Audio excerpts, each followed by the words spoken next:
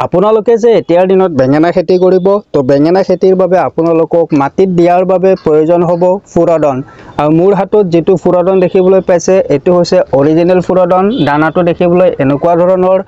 প্ৰিয় কৃষক বন্ধু-বান্ধৱসকল বেঙেনা খেতিত যদিহে আপোনালোকে ফুৰদন প্ৰয়োগ নকৰে তেতিয়া হলে পিছলৈ আপোনালোকৰ বেঙেনা গছবিলাকৰ আগবিলাক মহৰি যাব পাৰে ফলবিলাকত বিভিন্ন ধৰণৰ কীটে আক্ৰমণ কৰিব পাৰে হেহে আপোনালোকে মাটিত বেঙেনা খেতিত কিমান পৰিমাণে ফুৰদন প্ৰয়োগ কৰিব লাগিব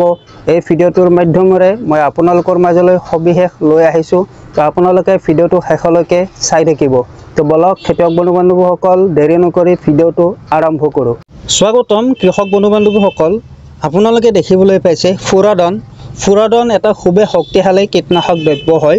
আৰু ফুৰদন আসলতে আমি বেঙেনা খেতিত মাটিডৰাত প্ৰয়োগ কৰিব লাগে আপোনালোকে যেহেতু এতিয়াৰ দিনত আপোনালোকে বিঘাই বেঙেনা খেতি কৰিব আৰু বেঙেনা খেতিত এই ফুৰদনটো কিয় প্ৰয়োগ কৰিব লাগে মই আপোনালোকক এই ভিডিওটোৰ মাধ্যমেৰে সকলোখিনি জনাই দিম প্ৰথমতে আপোনালোকে যেতিয়া ফুৰদন ক্ৰয় কৰিব যাব বীজৰ দোকানত তো আপোনালোকে এক ক্ৰাইষ্টেল কোম্পানীৰ ফুৰদনটো ক্ৰয় কৰিব খুবে ভাল ফুৰদন হয় আৰু আপোনালোকে দেখিবলৈ পাইছে ফুৰদন 3G পেকেটটো দেখিবলৈ এনেকুৱা ধৰণৰ আৰু ইয়াত আপোনাৰ আলু মাকৈ কুইহাৰ বেঙেনাৰ পিকচাৰ দিয়া আছে আপোনালোকে দেখিবলৈ পাইছে খেতিয়ক বন্ধু-বান্ধৱসকল আমি যে বেঙেনা খেতি কৰিম বেঙেনা খেতিত যেতিয়া গছৰ পৰা ফল লগা আৰম্ভ হ'ব তো আপোনালোকে দেখিবলৈ পাইছে নহয় বাৰু ইয়াত এটা ফল দেখিবলৈ পাইছে আপোনালোকে মাটিডৰাত যেতিয়া সাৰ প্ৰয়োগ কৰিব সেইখিনি সময়ত আপোনালোকে বিঘাই প্ৰতি 5 কিলোকে ফুৰদন প্ৰয়োগ কৰিব লাগে এক কথাত 1 কিলো বিঘাই প্ৰতি 5 কিলো নহলে কিন্তু আপোনালোকে পিছত পস্তাব কিয় জানে বেঙেনা যেতিয়া লাগিবৰ সময় হয় তেতিয়া কি হয় আগবিলাক আপোনাৰ মহৰি যায় আমি গাঁৱলীয়া ভাষাত কওঁ যে আগবিলাক লেলপা লাগি মৰি যায় বেঙেনাৰ এই ঠাৰিৰ ভিতৰেদি এটা মজা খোৱা পোক সোমাই যায় গৈ কিনে আগবিলাক আপোনাৰ হালি কিনে মৰি যায় আৰু ফলবিলাকত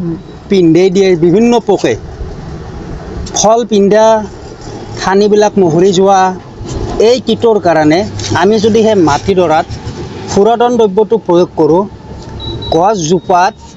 এই কীটবোৰে আক্ৰান্ত কৰিব নোৱাৰে খেতিয়ক বন্ধু-বান্ধৱসকল ফুৰদন আপোনালোকে শেষৰ চাহ হাল বোৱাৰ সময়ত মাটিডৰাত প্ৰয়োগ কৰিব এটা চক বহুতো খেতিয়কে এনেকুৱা যে বেঙেনা ৰুই পেলালে কিন্তু ফুৰদনটো দিব পাহৰি থাকিলে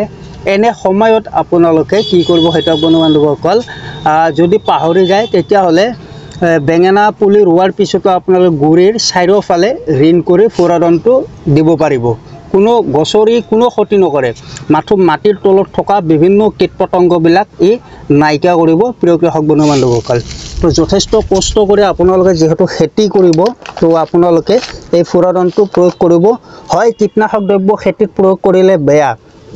কিন্তু আমাৰ যে খেতিডৰাত কীটপতংগবিলাকে আক্ৰান্ত কৰে আমাৰ কষ্টখিনি যে অথলে যায় সেইবাবেহে আমি কীটপতংগটো